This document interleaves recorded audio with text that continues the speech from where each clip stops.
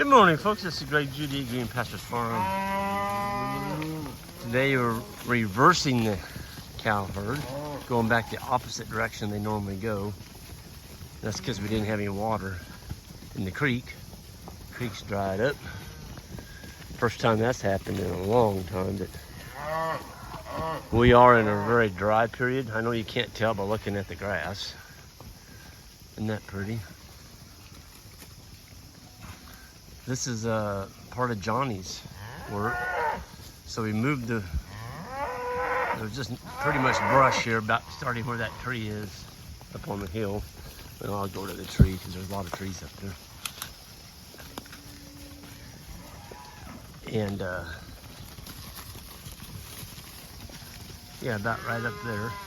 And he took actually had a track hoe, so he was able to get the stumps out. And we moved the brush line, and then we left trees, but we kept the nicer trees. But look at the grass that came up underneath. So what we did is we did put down the spin seeder, and I just spread fescue, Kentucky 31 in here. And this was all just dead. Well, it looked like that right over there. That's what I started with right there. So there's no forage in there, none. Now, let me reverse that. There's forage for a goat, but not for cattle. But once we opened up the canopy and got some sunlight in here, this is what came up.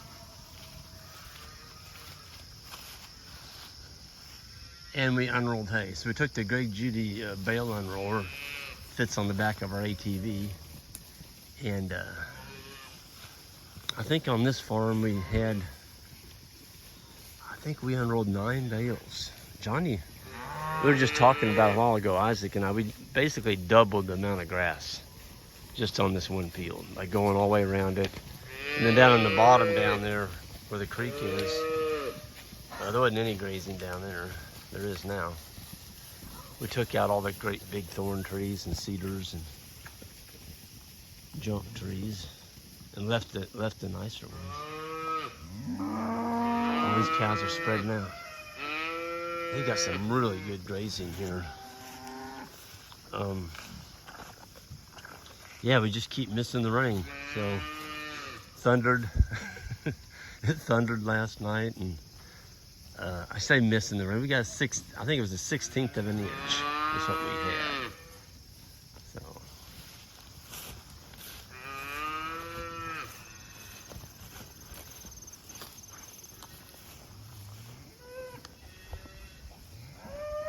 Yeah.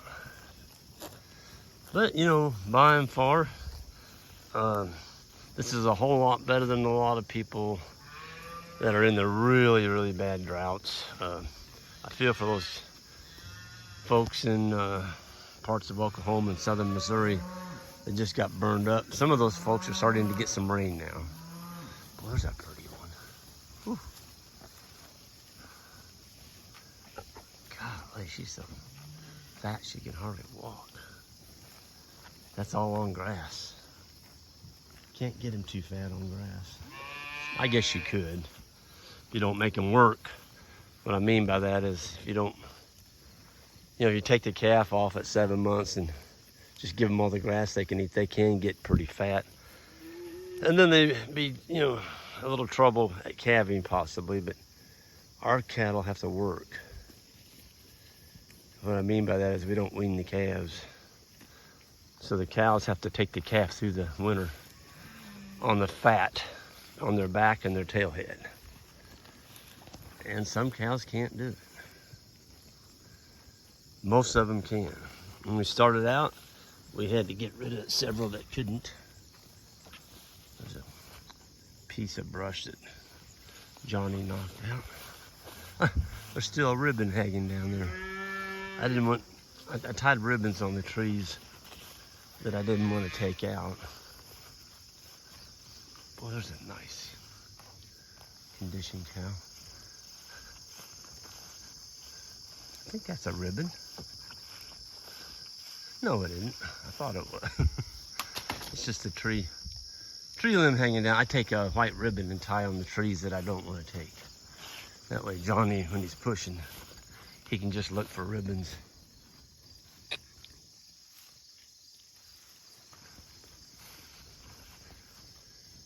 Oh, it's a beautiful morning. Look at that.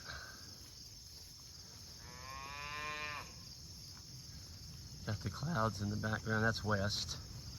The sun's behind me. And we've actually brought in our first intern application. Intern that we are interviewing. They stay with us for 3 days. And they work with us on the farm. We get to meet, call it basically a meet and greet. And we get a better flavor of who they are and if they're a good fit for us. And then they get to see what we're doing. That's something that they want to do for the next 12 months. So it's kind of a win-win for both parties. We don't hire anybody from the phone. We used to do that, and you just can't really get to know people over the phone. You need to work with them. Oh, that is pretty. Yeesh. She is a beaut. Boy, there's another one right there. There's a bull. Herd mate bull right behind her. Just some really nice, there's a nice fat steer. The animals are doing well. They should be, the way we're moving them. They're getting pretty much everything they need. And kind of like to get some condition on them with the winter. With the winter. The winter's gonna be here. This is September 21st.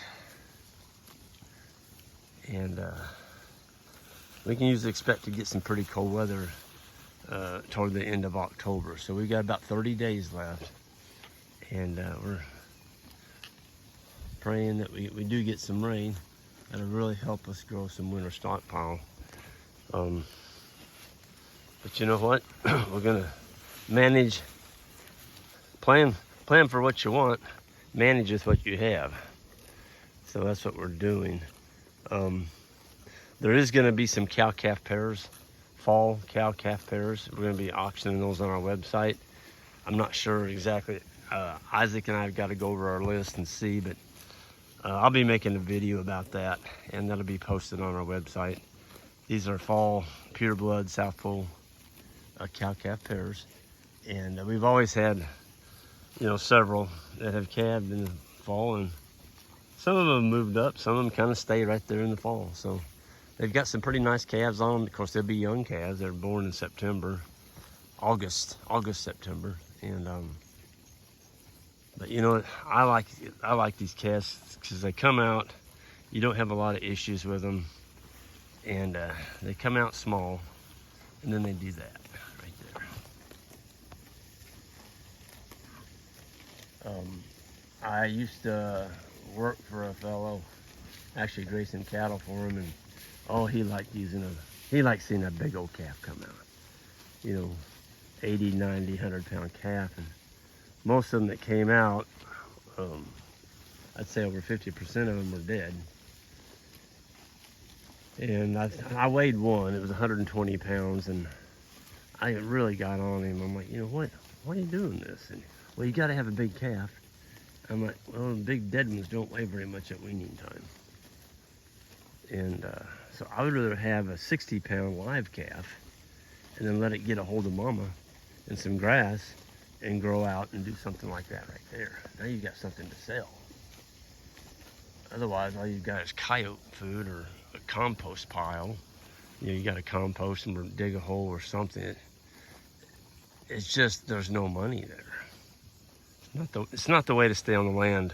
And it's hard on your cows. Dropping a big old, you'd be lucky if you get them out. You may have to pull them. And then you're risking, losing the cow and the calf. Now you're in the hole, big time. big time. I did that starting out. I bought a bunch of cows. I went to a cow sale and bought some, and boy, did I get a lesson by fire.